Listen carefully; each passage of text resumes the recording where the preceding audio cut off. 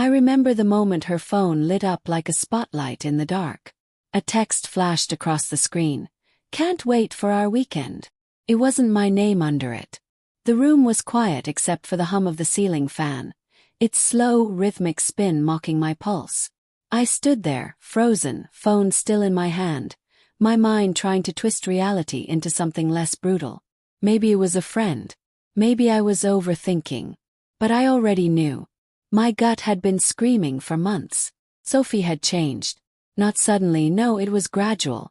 Like slow poison. Fewer kisses in the morning, fewer check-ins during the day. Fewer answers when I asked simple things like, "Where are you going tonight?" And then came the night she snapped.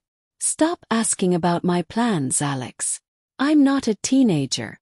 Her tone sliced through the kitchen. She stood there, eyes sharp and tired, as if I was the one suffocating her. I stared back at her across the island, my coffee turning cold. I remember whispering, "I just want to know what's going on with you." She sighed and turned away. "What's going on is that I need space." God, why do you have to control everything? I wasn't controlling, I was worried. But after that I stopped asking. Completely.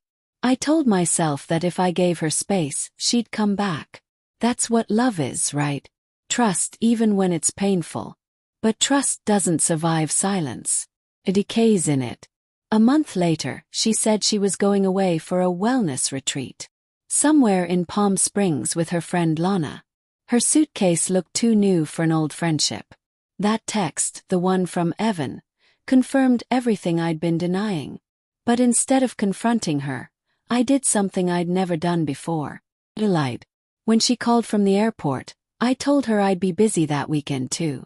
"Corporate thing in Chicago," I said casually, my voice steady even as my stomach churned. Except I wasn't going to Chicago. I was going to Miami. Not to party. Not to escape. To breathe. I'd been suffocating for too long. So I booked myself a weekend in Miami Beach, alone. A simple hotel, ocean view, no plans. I wanted to clear my head. Feel something other than confusion and humiliation. But on Saturday night, everything twisted again.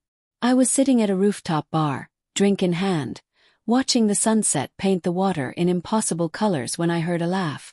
That laugh. I turned, and the world narrowed to a pinpoint. Sophie. She was there, dressed in a white summer dress, hair loose, the ocean breeze tugging at it like a lover's fingers. And next to her the man from the text. Evan. He reached for her hand. She didn't resist. She leaned in and kissed him. Soft, intimate, familiar. The glass nearly slipped from my hand. I didn't breathe for what felt like forever. Could have left. Should have. But something inside me needed to see the truth up close, to destroy any last trace of denial. So I followed them. From the bar to the beach. From the beach to a candlelit table by the water. Her laughter filled the air like a melody I used to know.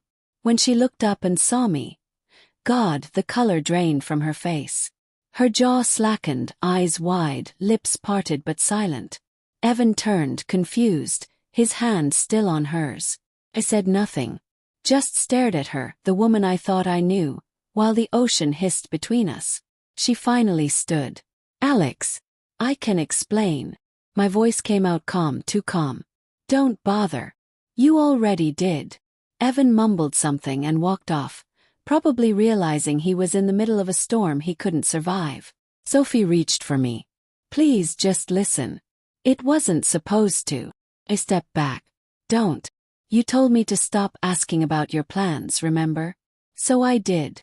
Her eyes filled with tears, and for a second I saw fear, not of losing me but of being seen. She followed me as I walked away, her voice breaking through the noise of the surf. "I didn't mean to hurt you." I turned once more, my voice shaking now. "You didn't just hurt me. You killed what we were. You killed us." I left her standing there on the sand, moonlight catching her face. Beautiful, broken, deceitful. Back in my hotel room, I sat on the edge of the bed, staring at the ocean beyond the window.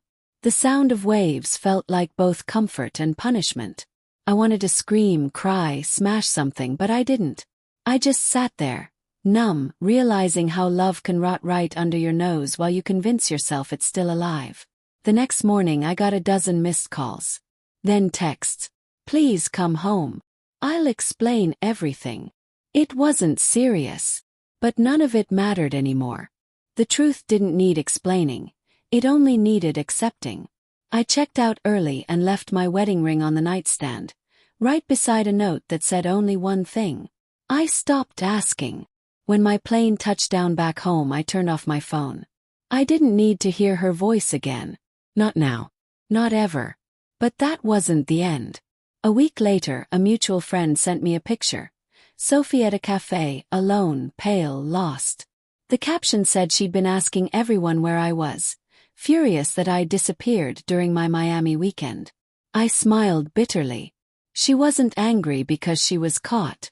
She was angry because she lost control. Maybe that's what betrayal really is. Not just the breaking of trust, but the moment you realize the person who hurt you is only sorry that you found out. And for the first time in months I felt free.